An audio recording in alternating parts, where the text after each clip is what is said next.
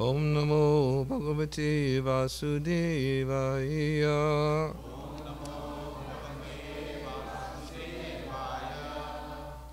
Om Namo Bhagavate Vasudevaya.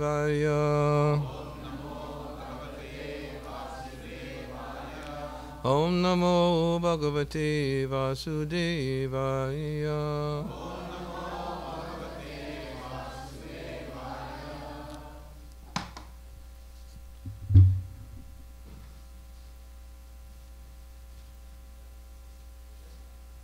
So we'd like to welcome everyone for our Sunday Feast program. We wish you all a Happy New Year. It is January 1st, and may it be spiritually prosperous for you with the blessings of Shri Shri Radha Gopi Vallabha.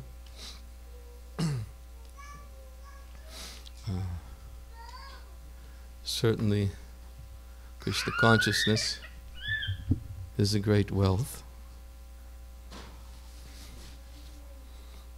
There's a verse in the Bhagavatam which describes that the Supreme Lord is very dear to those devotees who have no material possessions but are fully satisfied in possessing devotional service to Krishna. Indeed, the Lord relishes the activities of such devotees. So we can think of that immediately, but there are also many other verses which give evidence that the wealth we should aspire for in human life is the wealth of Krishna consciousness and the wealth of devotion, which is best asset that one can possibly aspire for. So may you all have a spiritually prosperous Happy New Year, and that is our wish for you.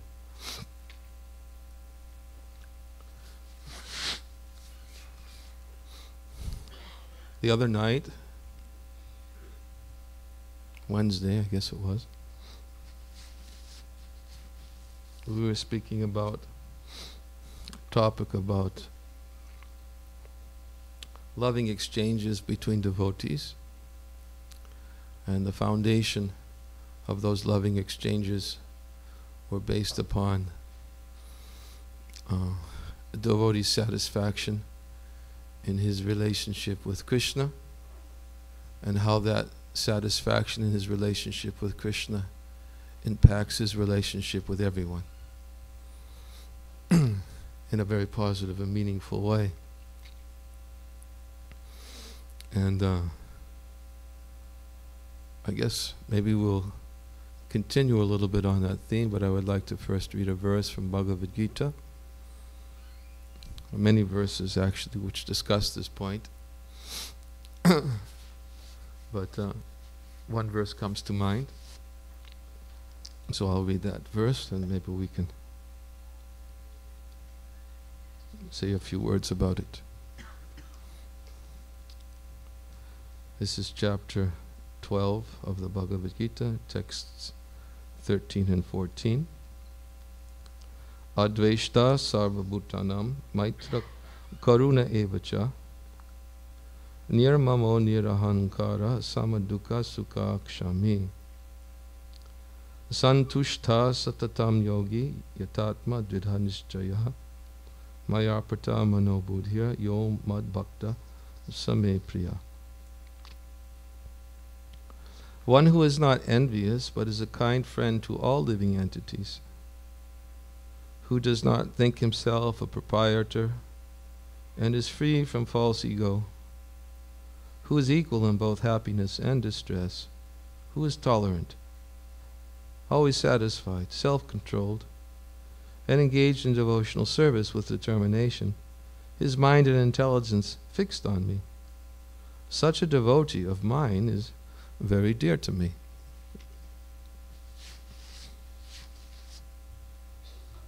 Purport. Coming again to the point of pure devotional service, The Lord is describing the transcendental qualifications of a pure devotee in these two verses. Pure devotee is never disturbed in any circumstances, nor is he envious of anyone. Nor does a devotee become his enemy's enemy. He thinks, this person is acting as my enemy due to my own past misdeeds. So it is better to suffer than to protest.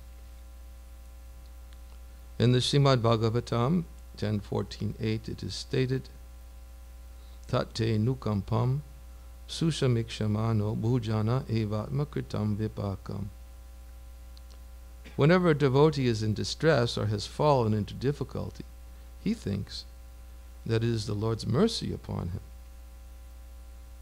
He thinks, thanks to my past misdeeds, I should suffer far, far greater than I am suffering now. So it is by the mercy of the Supreme Lord that I am not getting all the punishment I am due. I am just getting a little by the mercy of the Supreme Personality of Godhead. Therefore he is always calm, quiet, and patient, despite many distressful conditions. A devotee is also always kind to everyone, even to his enemy. Nirmama means that a devotee does not attach much importance to the pains and trouble pertaining to the body, because he knows perfectly well that he is not the material body. He does not identify with the body, therefore he is freed from the conception of false ego and is equipoised in happiness and distress. He is tolerant, and he is satisfied with whatever comes by the grace of the Supreme Lord. He does not endeavor much to achieve something with great difficulty. Therefore he is always joyful. He is a completely perfect mystic because fixed in the instructions received from the spiritual master, and because his senses are controlled, he is determined. He is not swayed by false arguments, because no one can lead him from the fixed determination of devotional service. He is fully conscious that Krishna is the eternal Lord, so no one can disturb him. All these qualifications enable him to fix his mind and intelligence entirely on the Supreme Lord. Such a standard of devotional service is undoubtedly very rare, but a devotee becomes situated in that stage by following the regular principles of devotional service. Furthermore, the Lord says that such a devotee is very dear to him, for the Lord is always pleased with all his activities in full Krishna consciousness. Om Jnana Timirandasya Gananjana Salakaya Chakshum Ninitam Jena Tasmai Shri Gurave Namaha Mukam Karoti Vachalam Pangum Langayate Garim Yat Kripa Tamaham Bande Shri Gurundina Taranam Nama Om Vishnu Padaya Krishna Prastaya Bhutale Shemate Bhakti Vedanta Swamin Iti Namane Namaste Saraswati Devi Gauravani Pacharine Nirvashesha Shanyavari Pascha Chade Satarane Jai Shri Krishna Chaitanya Prabhu Nityananda Sri Advaita Gadadhar Shiva Siddhi Gaura Bhaktavinda Hare Krishna Krishna Krishna Hare Hare Hare Rama Rama Rama Hare Hare. So as I was reading this verse in commentary, many of you were probably thinking, wow, that's pretty high.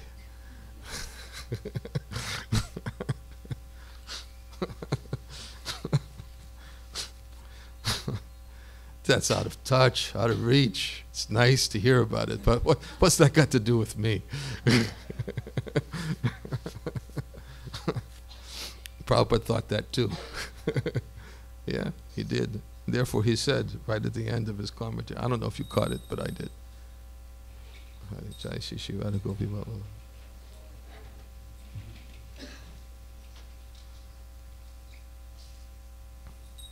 Prabhupada's in tune with his audience at every moment. He said, such a standard of devotional service is undoubtedly very rare, right? But a devotee becomes situated in that stage by following the regular principles of devotional service. that's it. I mean, that's the key sentence, I guess, if we were to try to make this purport relevant.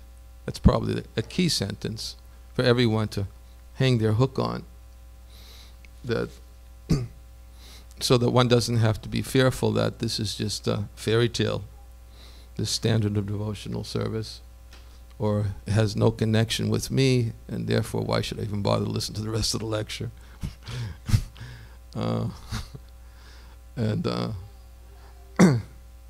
It's attainable,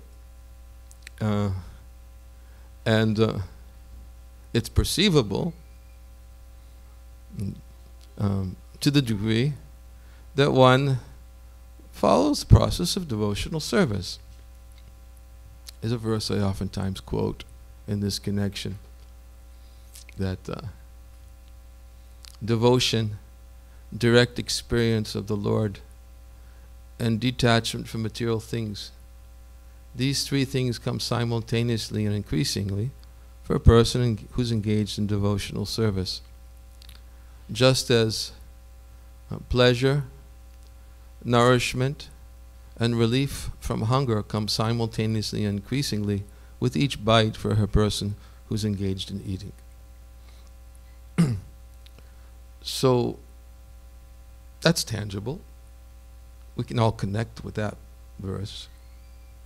Any of you have not experienced eating before? And you have been unfortunately deprived of the process of honoring Krishna Prasadam? No. So, if a person's hungry and he begins to eat, there's some pleasure.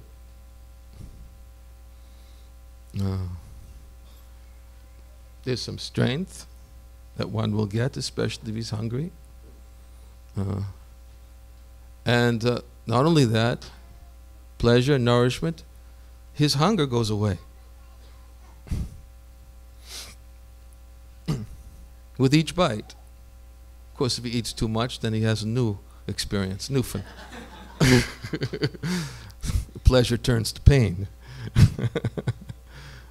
Nourishment will still go on, and the relief from hunger will still be there. But but it's a phenomena that everyone can directly relate to. And nobody has to ask somebody else for confirmation. Does food taste good? When you're eating it, you don't ask somebody else, can you please confirm for me, does this food taste good? You don't have to confirm with somebody else also. Is my hunger going away? Of course, one time I quoted this verse and somebody said, I never know if I'm eating enough or not.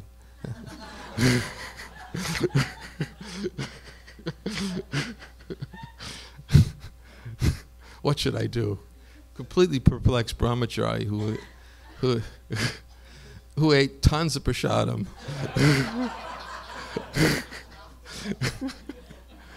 It was like that for me also in the old days in the 1970s. I remember our temple, this little, I don't want to digress too much, but it was a little austere in 1973 in our temple in Alston. And for breakfast, we were eating just a spoonful of oatmeal, three chickpeas with little ginger, and a quarter of a slice of an orange, and on wax paper. That was generally breakfast. And so when the Sunday feast came, boy, if you had a tape recorder, digital recorder in those days, and placed it on the 4th floor after the Sunday feast. Oh.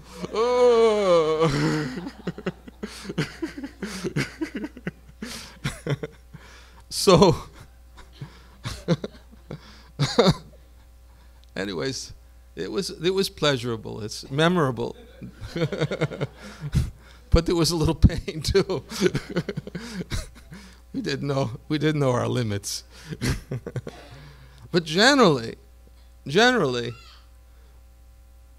when we're eating, we know if our hunger is going away, if it tastes good, and if we're getting strength from it, generally. So, in the same way,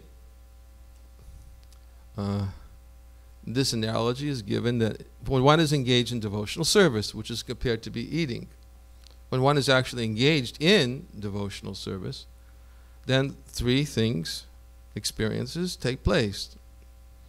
First, he experiences devotion, will manifest. Devotion, the symptom of devotion is he starts thinking more about Krishna, he starts thinking less of himself, and he starts increasing a desire to please the Supreme Lord. Devotion, the symptoms, characteristics of devotion. Anya balasita sunyam gana kamanya anatam is giving in the Bhakti Rasamrita Sindhu. The characteristic of devotional service is that one is favorably thinking of pleasing Krishna, and he doesn't have any fruitive desire for fruitive gain or for liberation by mental speculation.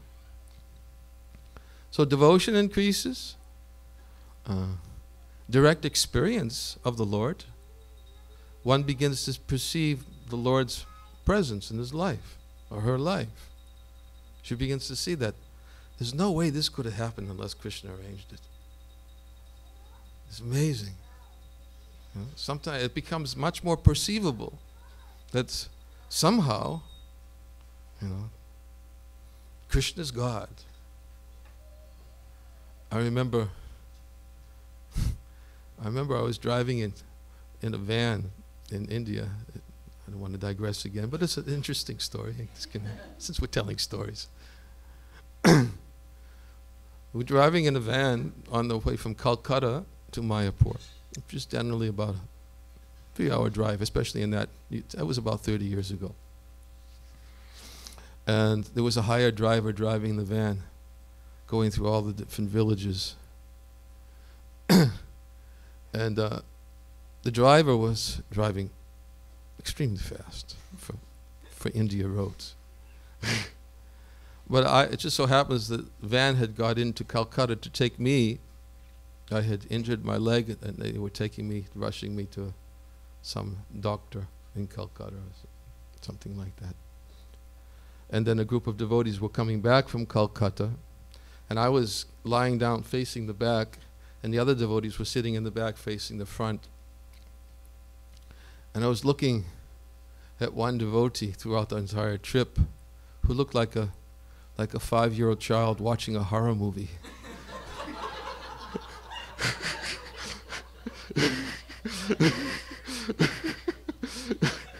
I was watching all the expression.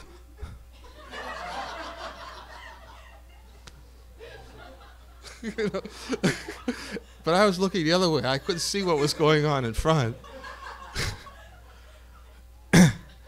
And when we finally arrived in Mayapur, I think it was about an hour and a half or 2 hours or something like that, he jumped out of the van, he kissed the ground and said, "Krishna's God, Krishna's God, Krishna's God."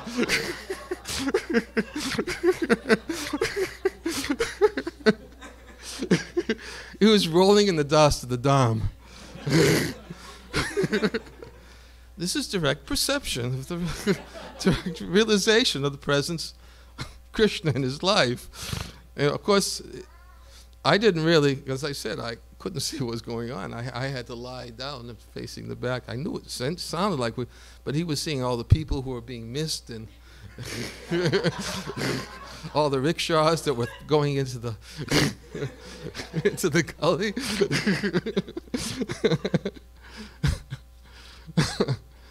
So, well, that's one example. But, I mean, all joking aside, we also may be able to realize that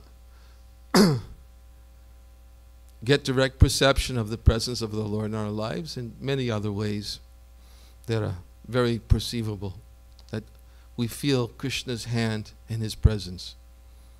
So devotion increases, direct perception of the Lord increases, And then what happens, just as a person who's eating knows his hunger is going away, a person who's engaged in devotional service knows he's becoming detached from material things. Just as you don't have to ask somebody else, is my hunger going away? You don't have to get confirmation from anybody else. Is my detachment increasing? And my attachment to material things decreasing? It's directly perceivable. That is the power of devotional service. So it's not that by hearing these characteristics of a pure devotee, that one has to think that it has no connection with me or my life. One simply has to think, I need to be connected to the process of devotional service. And therefore, Prabhupada, understanding that when one listens or hears, this is only the first verse, there are about 8 verses describing the qualities and characteristics of one who's dear to Krishna, and there's many more characteristics which we won't have time to describe. But nonetheless, it becomes more tangible, accessible, approachable, attainable for those who are engaged in devotional service. Just as pleasure, nourishment, and relief from hunger is very approachable, attainable, accessible for those who eat. Same thing. So if that's not happening, somebody has to ask themselves, am I engaged in devotional service? That's the question. If it works, if it actually works, eating works when I eat. It works. My hunger goes away. So, in the same way, am I engaged in devotional service? So therefore, Prabhupada says, okay, if all these qualities, characteristics seem difficult, far-fetched, and not really relevant to my life, and he says such a standard is rare, but a devotee becomes situated in that stage by following the regulative principles of devotional service. Regulative principles of devotional service, sometimes this term is confused. Some people may think when they hear regulative principles of devotional service, they may see or they may remember a devotee at the time of taking initiation. He accepts certain initiated vows, and spiritual master says, what are the regulative principles? And the disciple who's being initiated will say, no meat eating, fish eating, eggs, no intoxication, no illicit sex, and no gambling. So, but actually this is the regulative principles of human life. It's actually, when Krishna is talking about regulative principles of devotional service, he's specifically speaking, because Krishna says also in this chapter, 12th chapter, Attachita samaghatam nashaknosi maistiram abhyasa yogena tato mamachaptam dhananjaya. Says, my dear Arjuna, if you can't fix your mind upon me without deviation, then follow the regulative principles of devotional service, and this way you'll develop a desire to attain me. So is Krishna telling Arjuna, stop eating meat?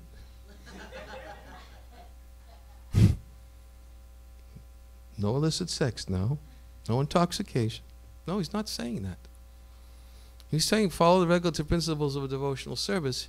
He means to regulate one's life so that every day one is thinking of Krishna. There's a verse, Smartavyam satatam vishnu or vismartavyo najatu chit sarva vidi nisedasya itiya eva kinkara. Krishna must always be remembered. He must never be forgotten. All the rules and all the prohibitions which are given in the scriptures are meant to bring us to that goal, to remember Krishna and never forget him. All the rules, all sarva vidi nishedasya itiya eva kinkara. So commentary of this verse, which helps us to understand its meaning, that the goal is to always remember Krishna. And that's also, that's described here, a characteristic of one who's situated in Krishna consciousness, pure devotee. He never forgets Krishna for a moment. So one may think, well, here we go again. I like to think that I think of Krishna from time to time, but constantly 24 hours a day? No. So the goal is smartavyam satatam Vishnu. Satatam means always. Always remember Krishna. Or always remember Vishnu. And don't forget him. So the positive activities, remember him. The prohibited activities, don't forget him. So the scriptures also provide positive activities and prohibited activities. So in this verse, it's being recommended to accept the positive activities and to avoid the prohibited activities. Now, the thing is, and this is an important point, if you can follow my logic. If we're always remembering Krishna, why do we have to think about not forgetting him? It seems pretty obvious. If we're always remembering him, why do we have to think about the prohibited activities? Don't forget him. Don't. So, for one who's always thinking about Krishna, the vidhis, the prescribed activities, and the nishedas, the prohibited activities, to be conscious of the prohibited activities is not really required, because he's already always accepting the prescribed activities. And he gets all his satisfaction, he gets his nourishment, gets devotion, direct experience of Krishna, detachment from material. They're all coming because he's connected. Just like Krishna says, for one who's connected with the Supreme, he cannot have a controlled mind. One who's actually connected with Krishna, his mind can never be controlled. Excuse me, one who's cannot, he has a controlled mind. One who's not connected with Krishna cannot have a controlled mind. So, so the point is, this verse, to always remember Krishna and never forget him, to always accept prescribed activities and prohibited activities, it means that obviously it applies to somebody who can't always remember Krishna. Because he has to avoid, he has to be conscious of the prohibited activities. Therefore, how can one say satatam means always in this verse? It doesn't mean always. But what does it mean? Instead, it means every day. Every day. Because one who always remembers Krishna doesn't have to think about, I have to be careful that I don't forget him. One who's always following the prescribed activities, he doesn't have to think about the things I'm not supposed to do. Why should he bother? He's already following the things he's supposed to do. Why does he have to think about, I shouldn't be doing, doesn't have to think about it, because he's fixed. So he cannot always think of Krishna. Therefore, always thinking of Krishna in this verse means every day. And that is what the regulative principles of devotional service is that Krishna is speaking about. When he says, Arjuna, if you can't always fix your mind upon me without deviation, then follow the regulative principles of devotional service. In this way, you'll develop a desire to attain me. Now, the regulative principles of devotional service, they're not very hard. Anybody who's, sometimes they say, well, if I can extract 10 minutes out of the day to think of Krishna, that's a major success in my life. Get up 10 minutes earlier.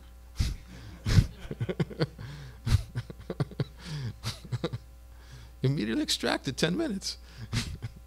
There is a way to do it. There's will is a way.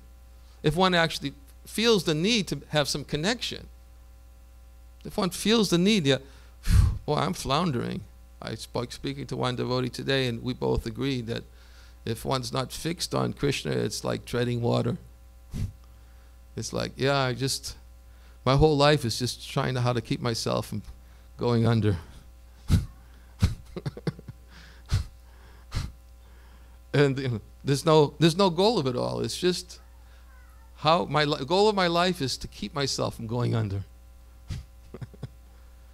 I don't know if any of you have that experience, but if you do and you can relate to it, then this devotee could relate to it that I was speaking to today. Yeah. There must be more than life than just keeping oneself from going under. That's not a very high goal in life. Neither is sense gratification. A very kamasya nendriya patiya labo jiveti yavada jivasya tattva jigyasha nato yasceha karmabhi. Life's desire should never be directed towards sense gratification. One should desire to live only because the human form of life enables one to inquire into the absolute truth. That should be the goal of all of one's work. Sutta Goswami. We are simply representing his statements. So,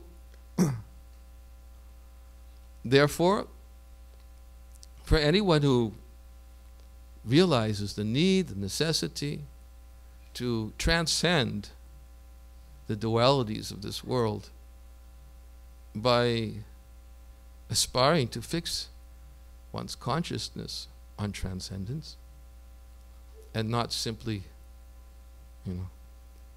how to keep myself from going under, then Krishna can help.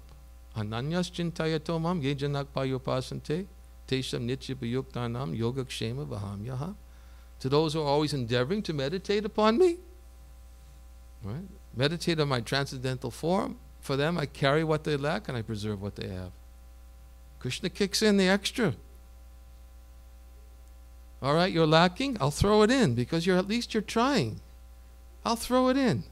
I'll give you some taste. I'll appear to you someday and Haribol. I'm here to help you. The rope may come from somebody else's hands, but it's Krishna. It's Krishna acting because we're making the effort. So, the point is, and I didn't even get to speak about what I wanted to speak about, but the point is that it is attainable. It is approachable. This is not something for only highly elevated people to think that this is relevant to achieve all. One who is not envious, kind friend to all living entities, who does not think himself a proprietor, free from false ego, who is equal in both happiness and distress, who is tolerant, always satisfied, self-controlled, and engaged in devotional service with determination, his mind and intelligence fixed on me. Such a devotee of mine is very dear to me. It's there. It's accessible. Why? Because we just gave the reason why. Because Krishna sees the intention. Tesham satatam yuktanam bhajatam pritipurvakam dadami buddhi yogam tam inamam upayantite. To those who are always endeavoring, worship me with love, I give the understanding by which they can come to me. Tesham ivano karpantam aham agyana jam tama. Out of compassion for them, I who am dwelling within their heart to destroy with a shining lamp of knowledge the darkness born of ignorance. Krishna's there. He's in the heart. He's witness. He knows. He already knows what the intention is. You don't have to come and tell him what your intention is. He knows what lip service is. He can make the distinction. He's already there. You can pay lip service. But he knows what your intention is because he knows better than you do. He's in the heart. When a person is next to a flower, he knows the fragrance of the flower. He can smell it. And Krishna's right there in the heart. He knows all the desires. He knows the intention. If we simply develop the desire to attain him by following these regulative principles of bhakti yoga, by every day hearing about him, chanting about him, and simply trying to remember him. That is all. Everything else, the door to eternality, to devotional service, immediately will open to him. Anyone, That is what Srila Prabhupada came to give. His kind, compassion, and mercy upon all of us who had forgotten Krishna completely.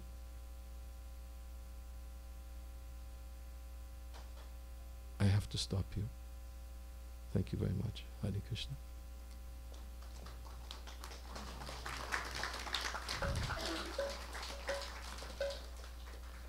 I have to stop here because we have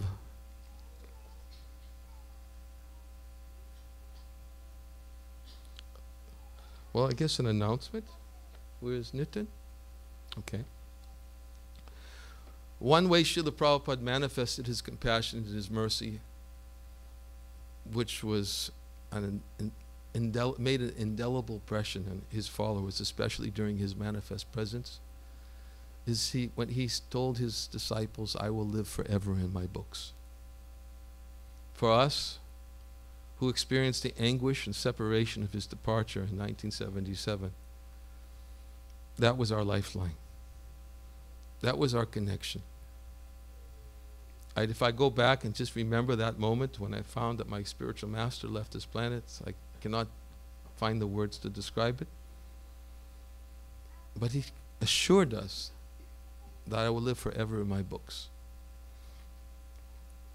So, for those who dedicate their lives to his mission and wish to assist him in his compassionate way of contacting, I can testify how he reached out and contacted. I met Srila Prabhupada in Brentanos on, I can't remember the name of the street in Washington, D.C. It was in a bookstore. I walked into a bookstore looking for a book on yoga. I found the Bhagavad Gita as it is sitting on the bookshelf. Looked at the picture inside and saw a yogi sitting in meditation. I said, this looks like a good book on yoga. And I purchased it. It was 1972, early 1972 in Washington, D.C. And I later found out, about 25 years later, I found out that one devotee went into the bookstore and dropped it on the shelf. It wasn't even in the inventory of the bookstore. They charged me for it, but the price was on the back of the book. But it wasn't even in the inventory of the bookstore. One devotee, his name was Damodar, but it was a different Damodar, my godbrother Damodar, had gone in and dropped that book. I picked it up, purchased it. Prabhupada said these books are like torpedoes. You never know where they're going to land. I could tell so many stories, but I don't have the time. It's 2 minutes to 6, and Nitin still has to speak. But anyways, there are many devotees who have assisted Srila Prabhupada this year in 2011 by distributing his books and by manifesting Srila Prabhupada's compassion to others. And Nitin would like to mention that this evening. Where did he go? Oh, there you are, Nitin. I thought you were. So, please do so. And I'm sorry if I didn't leave enough time, but maybe they'll hold the conch shell long enough for you to finish.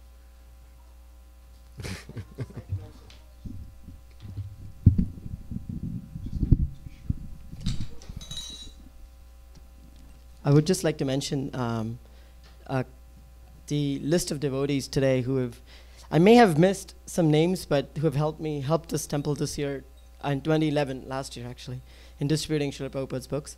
Last year we had a goal, Maharaj, as Maharaj had set the goal for 2011, we had the goal to distribute 11,000 Srila Prabhupada's books. And the final number for 2011 is 11,587 books. Thank you.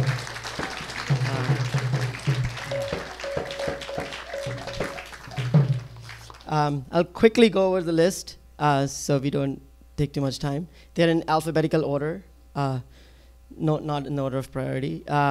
List of devotees are Advaita Chandra and family, Brendan, Chaita Guru Prabhu and family, Chaitamai, Chirag, Bhaktadan, Daryl, Deepak Prabhu and family, devotee from Latvia. I can't remember your name.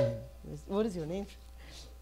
No, your name. Your name was there. It's a Anantanitai Prabhu, Jagannath Das, Jatin and Dorothy, Jairam and Shashi, Jayesh Prabhu, Jishnu, Kamal and family, Lakshman Prabhu and family, Lakshmi Narayan Prabhu, Madhavendra Puri Prabhu, Mahavishnu Prabhu, Mahavishnu's mom, Manish Puri, my brother, Mother Gauri, Mother Harinam, Mother Neelam, Nandanandana, Param Rupa and family, Poonam Thakur and family, Rachel, Ram Rai Prabhu, Raman Chopra, Ravanari, Rohini Nandan Prabhu, Romapad Maharaj, Sankirtan Mataji, Satyanarayan Prabhu, Somal and family, Sendil and family with Kuku, who is a 5-year-old girl, distributed 10 Krishna books with me on Independence Day, so that was pretty huge.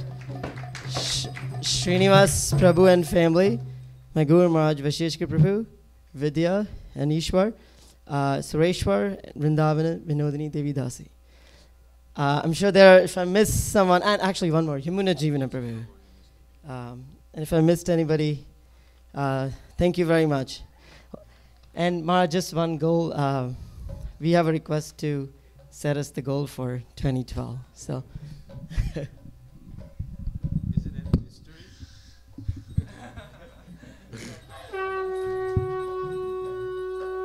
I better say it now so it could be confirmed by the conch shell. 12,000 books.